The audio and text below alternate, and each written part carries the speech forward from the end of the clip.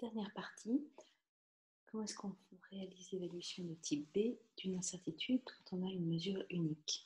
Donc, je vous rappelle qu'on cherche l'incertitude élargie grand U qui est égale à K fois petit u. Donc, on va commencer par chercher l'incertitude type. Et donc, différents cas peuvent se présenter. On a une seule et unique mesure. Et donc, soit le constructeur fournit directement l'incertitude type, donc on l'utilise directement. Soit pour certains appareils, on va nous donner la tolérance de cet appareil, qu'il faut souvent chercher dans la notice. Donc à ce moment-là, l'incertitude type se calcule en divisant la tolérance par racine de 3. Et enfin, pour un appareil de mesure analogique, donc tous les appareils avec des graduations ou avec un affichage avec un certain nombre de chiffres sur l'affichage, quand on fait une lecture simple sur ce type d'appareil, l'incertitude type de lecture correspond à une tolérance d'une demi-graduation, ce qui nous donne la relation petit u égale 1 demi sur racine de 3, c'est-à-dire 1 sur racine de 12. Alors pourquoi une demi-graduation? Si on imagine une règle graduée par exemple, avec un certain nombre de graduations, si vous attribuez à votre mesure la valeur petit m, ça veut dire qu'en fait, vous avez mesuré quelque chose qui va se trouver le plus proche de la graduation petit m, c'est-à-dire entre m moins une demi-graduation et m plus une demi-graduation. Et tout ce qui se trouve dans cet intervalle, vous allez dire que ça correspond à la valeur m. Donc vous voyez bien qu'il y a une incertitude de une demi-graduation en plus ou en moins par rapport à m. Donc ça correspond à une tolérance de cette demi-graduation. Donc, quelques remarques en dessous que je vous laisse lire, et notamment la deuxième remarque, si vous avez une lecture double, ce qui est le cas par exemple lorsque vous avez une règle graduée que vous utilisez pour mesurer une longueur, vous allez ajuster par exemple la longueur d'un trait, à une extrémité du trait vous allez mettre le 0 et à l'autre extrémité vous allez lire la longueur. Et donc il y a bien deux lectures, une lecture du 0 et une lecture de la longueur. C'est la même chose lorsqu'on mesure un volume équivalent avec une burette graduée. On commence par ajuster la solution au 0, puis ensuite on regarde jusqu'à quelle graduation sur la burette on a versé la solution pour atteindre l'équivalence. Et donc à ce moment-là, on a bien une double lecture, la lecture du 0 et la lecture du volume. Dans ce cas-là, il faut tenir compte de l'incertitude sur chacune des deux lectures et on reverra le calcul un peu plus loin. On a une lecture double, donc où il faut mesurer et multiplier par racine de 2 l'incertitude de lecture simple. Alors, il peut y avoir plusieurs sources d'incertitude et dans ce cas-là, il faut composer les incertitudes. On va voir juste après comment est-ce qu'on fait. Maintenant qu'on a l'incertitude type, il faut la multiplier par K, comme ici, pour avoir l'incertitude élargie grand U. Et donc, pour les incertitudes de type B, on considère que le facteur d'élargissement K est égal à 2 pour un intervalle de confiance de 95%. Je vous laisse réfléchir à l'exemple 19. Et ensuite, vous pouvez remettre la vidéo en marche. Donc, si on a une balance d'analyse de laboratoire qui permet de peser à plus ou moins 0,1 mg près, donc ici, ce 0,1 mg, c'est une tolérance, donc il faut, pour avoir l'incertitude type, le diviser par racine de 3, ce qui, quand on fait le calcul, nous donne 0,058, qu'on arrondit par valeur supérieure à 0,06 mg, en gardant un seul chiffre significatif pour l'incertitude type. Vous laissez tous les chiffres dans votre calculatrice. Ensuite, pour avoir une incertitude élargie à 95%, on multiplie par 2, ce qui vous donne, après avoir gardé uniquement deux chiffres significatifs pour le moment, 0,12 mg. Alors, pourquoi est-ce qu'ici on garde deux chiffres significatifs? C'est parce que si on arrondit par valeur supérieure, ça fait 0,2 mg, ça fait presque le double. Donc, on trouve que ça fait peut-être beaucoup d'arrondir au-dessus. On ne peut pas arrondir en dessous. Donc, dans ce cas-là, peut-être qu'on garde les deux chiffres significatifs. Et donc, l'incertitude relative sera de 1,2%. Je vais peut-être vous détailler le calcul. Donc on prend le 0,12 du grand U, on divise par la masse qu'on a pesée, les 10 mg, et donc ça nous fait le 1,2%. Donc on a 1,2% d'incertitude sur cette pesée, ce qui ne fait pas une pesée très très précise. Par contre, si avec la même balance, vous pesez 1000 mg, dans ce cas-là, l'incertitude élargie, ça sera exactement la même. Le calcul reste le même, puisque vous avez la même tolérance, donc la même incertitude type. Et donc, ça vous donne une incertitude élargie de 0,12 mg. L'incertitude relative, par contre, elle va changer. Parce que cette fois-ci, on divise par 1000 la valeur qu'on a pesée. Et donc, dans ce cas-là, vous avez une incertitude relative qui est de 0,012%. Donc, vous voyez qu'ici, vous avez une incertitude relative qui est beaucoup plus faible que celle que vous avez auparavant.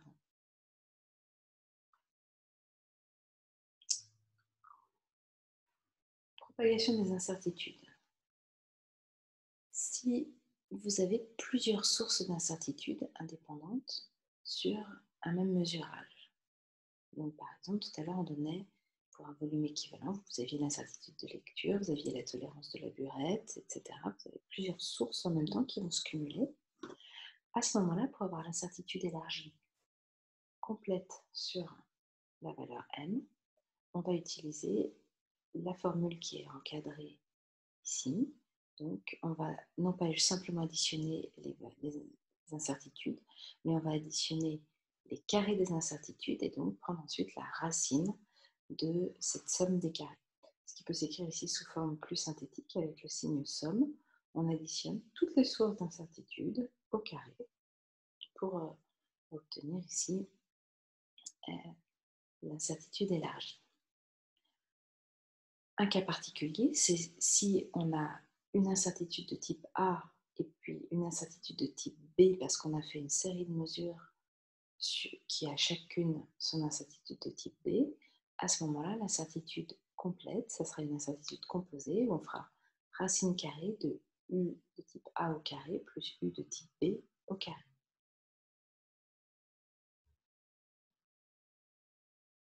Maintenant, si on a un calcul, donc ça c'était ici de la composition des incertitudes. Maintenant, si on a une mesure qui va se déduire en faisant un calcul à partir d'autres grandeurs mesurées qui avaient chacune une incertitude de type A ou de type B. Dans ce cas-là, on va faire une propagation des incertitudes. Donc, par exemple, si on a une somme de valeurs, à ce moment-là, l'incertitude élargie, ça sera exactement la même formule qu'au-dessus, la racine carrée de la somme des carrés des incertitudes élargies. C'est la formule que vous avez ici. Par exemple, si vous voulez calculer le périmètre d'un triangle de côtés A, B et C, son périmètre, c'est la somme des trois côtés. Si chacun des côtés est mesuré à 1 mm près, alors à ce moment-là, votre incertitude va se calculer avec la formule suivante. Donc, vous utilisez le U de P qui est égal aux racines de l'incertitude sur A au carré, plus l'incertitude sur B au carré, plus l'incertitude sur C au carré. Comme ces incertitudes valent toutes 1 mm, ça nous donne racine de 3. Vous prenez votre calculatrice, ça fait 1,73. Je vais mettre le millimètre, rajoutez-le ici. Et donc, on arrondit par valeur supérieure, ça fait U de P est égal à 2 mm. Si vous avez un produit ou une différence, par exemple si m est égal à x fois y ou x sur y, alors à ce moment-là, on va utiliser le même type de formule mais avec les incertitudes relatives. Donc, soit on écrit comme ceci, U de m sur m est égal à la racine des carrés des incertitudes relatives, ou alors, pour ne pas faire apparaître la racine, on peut mettre des carrés, U de m sur m au carré égale à U de x sur x au carré plus U de y sur y au carré. Et donc, c'est une somme, dans tous les cas, que ce soit x fois y ou x sur y. Si on a une fonction, m égale f de x, Alors, U de m, c'est valeur absolue de f' de x, la dérivée de la fonction, fois le U de x. Je vous ai mis deux exemples ici, avec des démonstrations des résultats. Donc, si on a une multiplication par une constante, par exemple, m est égal à a fois x plus b, où a et b sont des constantes mathématiques. Donc, la fonction m égale f de x, la fonction de x, c'est ax plus b. Si je dérive, ça fait f' de x égale a. A et b sont des constantes, et donc la dérivée reste juste a. Donc, u de m, ça sera valeur absolue de a, ici j'ai pris a positif, fois u de x. Si vous prenez la fonction puissance, m égale x puissance n, donc la fonction c'est x, f de x égale x puissance n, alors f' de x, c'est n xn-1, et x puissance n-1, c'est presque x puissance n, il manque juste, ça a été divisé par x, donc on peut le remettre sous la forme m sur x. Alors pourquoi est-ce que je fais ça? C'est parce qu'à ce moment-là, ça me donne u de m égale n m sur x fois u de x, et donc si je divise par m des deux côtés, j'obtiens la formule suivante avec les incertitudes relatives.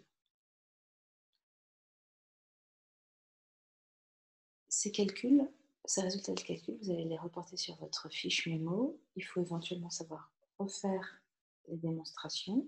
Les formules que vous avez à apprendre, c'est celles qui étaient encadrées ici. Ça, il faut savoir le retrouver maintenant en l'utilisant. Ça va venir, et puis vous allez les retenir. Et puis, de toute façon, on rentre dans le cas limite où on commence à avoir des calculs un petit peu compliqués, et où en fait, on va souvent préférer utiliser le logiciel GUM pour faire automatiquement ces calculs.